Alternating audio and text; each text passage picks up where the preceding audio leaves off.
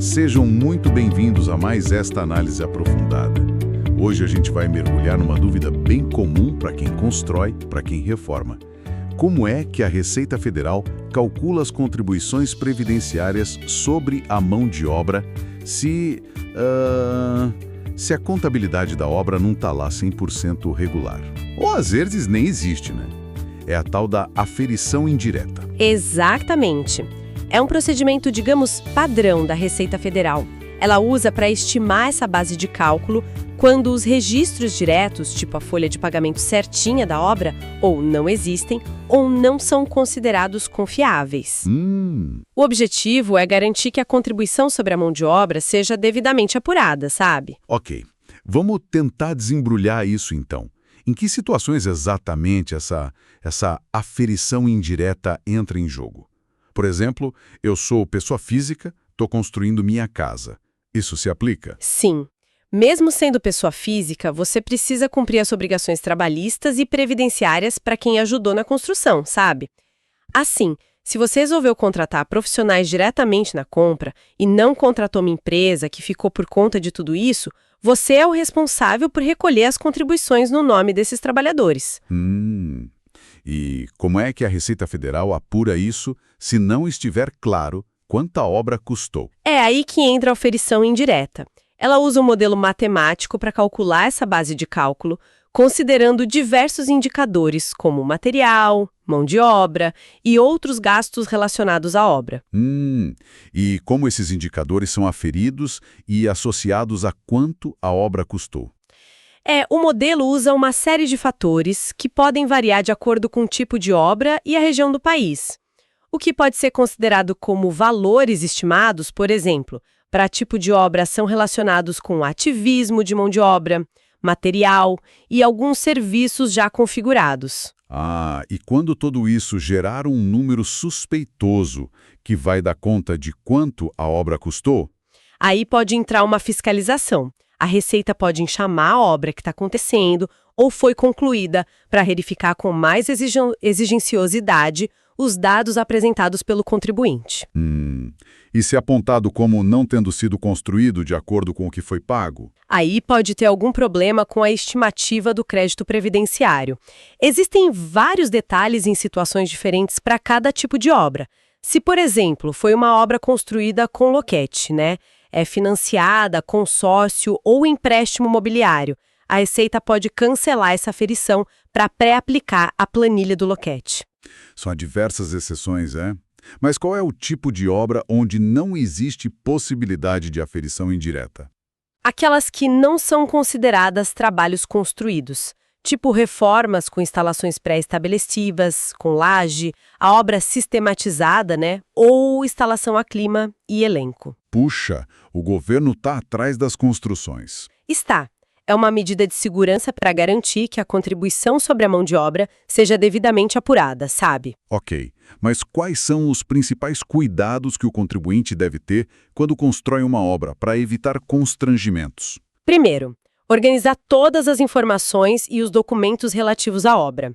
Folha de pagamento dos empregados, comprovantes de pagamento de materiais, histórico de construção e outros impostos.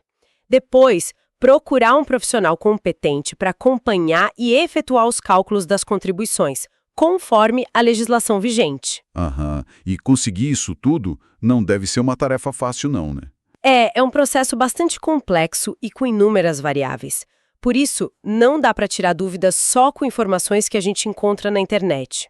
O ideal é ter um auxílio profissional, para garantir que tudo seja feito corretamente e que o contribuinte cumpra com todas as obrigações fiscais e previdenciárias. Nossa, é por isso que eu sinto tão acuado quando penso em reformar minha casa. Complexo. Sim. Esse é um caso clássico, na verdade. A aferição indireta, ela se aplica principalmente quando a empresa responsável pela obra não tem uma escrituração contábil regular que cubra todo o período da construção. Mesmo que tenha alguma contabilidade, mas não está completa. Isso. Ou mesmo que exista contabilidade, mas ela não reflete o movimento real, o custo real da mão de obra que foi usada ali. Tem outras situações também, tipo, se a empresa se recusa a apresentar documentos para fiscalização ou apresenta de forma muito deficiente, sabe? Entendi. E aqui tem um ponto-chave que acho que interessa muito para o nosso público.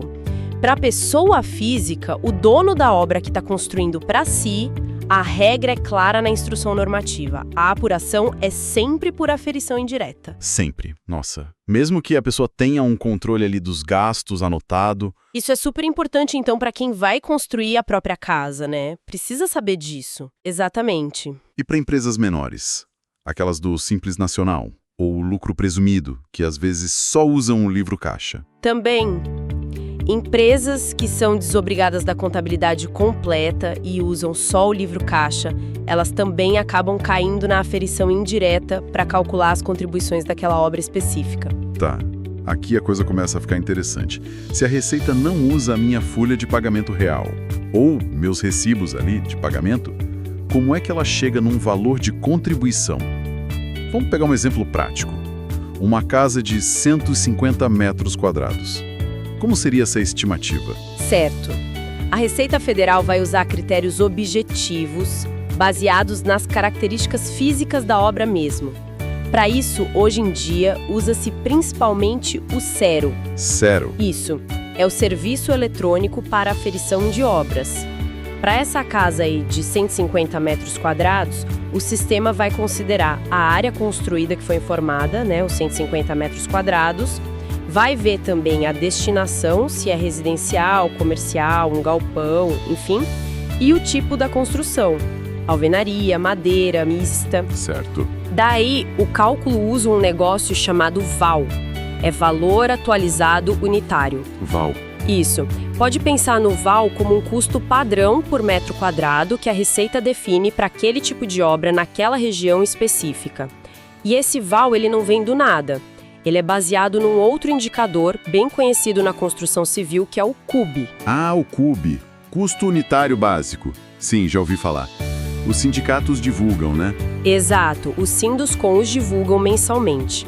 Então a Receita usa o CUB como referência para definir o VAL. Entendi. Então, simplificando, pega a área da casa, os 150 metros quadrados, multiplica por esse VAL, que é o valor padrão por metro quadrado, e isso dá uma ideia do custo total da obra. Perfeito. Esse resultado é o que a Receita chama de COD, custo da obra por destinação. Mas ainda não é a base da contribuição. Ah, não? Não. A partir desse COD, desse custo total estimado, a Receita aplica um percentual. E esse percentual é que vai dar a remuneração da mão de obra total, a RMT. RMT. Essa sim é a base de cálculo. Essa é a base de cálculo estimada para as contribuições previdenciárias. E o percentual para chegar na RMT varia, tá? Depende do tipo da obra. Uma obra de alvenaria, por exemplo, geralmente tem um percentual de mão de obra estimado maior do que uma de madeira. Faz sentido. E essa RMT, esse valor estimado de mão de obra, ele pode ter algum tipo de redução? Algum desconto? Pode sim. Existem alguns fatores que podem reduzir essa RMT que o sistema calcula. Para a pessoa física construindo casa própria, tem um que eles chamam de fator social. Fator social. Ele dá descontos maiores para obras residenciais unifamiliares, dependendo da área. Tem faixas, tipo, até 100 metros quadrados tem um desconto maior, de 100 a 200 metros quadrados um pouco menor, e assim por diante. Outras coisas que podem reduzir são o uso comprovado de estruturas pré-moldadas ou pré-fabricadas, sabe? E também se a obra for uma demolição ou uma reforma que tem percentuais de cálculo diferentes, geralmente menores. Interessante. Então vamos lá. Na prática, o que isso tudo significa para o dono do imóvel, para o construtor? Quer dizer que a base de cálculo do imposto pode acabar sendo diferente do valor que ele realmente gastou com o salário dos pedreiros, dos ajudantes? Exatamente. Esse é o ponto central da aferição indireta. O ponto de partida para calcular a contribuição não é o quanto você efetivamente pagou, mas sim essa estimativa, a RMT, que a Receita faz com base nas características físicas da obra. Entendi. Agora, é importante dizer, se a remuneração real, aquela que foi paga, foi declarada corretamente lá no E-Social, na DCTF Web, esse valor declarado pode sim ser abatido dessa RMT estimada. Ah, bom. Então o que eu declarei corretamente pode diminuir o valor a pagar. pode diminuir o saldo devedor apurado no SIM. Mas a base inicial do cálculo, o ponto de partida, vem dessa estimativa indireta. E reforçando, para a pessoa física, esse método indireto é o padrão, não tem escolha. Já para as empresas, Sim. é o que permite que o cálculo seja feito sobre a remuneração real que foi paga e declarada, evitando essa estimativa da aferição indireta. De qualquer forma, preencher as informações da obra direitinho lá no Cero é fundamental para todo mundo. Fica bem claro, então, a Receita tem sim como calcular as contribuições, mesmo que não haja uma contabilidade perfeita. E para a pessoa física, esse é o caminho normal. O ponto-chave é entender que o cálculo está muito ligado às características da construção, tamanho, tipo. É fundamental dar uma olhada em como o Cero funciona, se esse for o caso aplicável. E fica aqui uma reflexão, né? Com essa digitalização toda, sistemas como o Cero ficando mais sofisticados, será que no futuro essa aferição indireta não vai se tornar ainda mais precisa? Talvez até mais padronizada do que depender de contabilidades que, para obras menores, nem sempre são tão completas. É algo para a gente observar. Bom, chegamos ao fim desta análise. Até a próxima, uma ótima quarta-feira.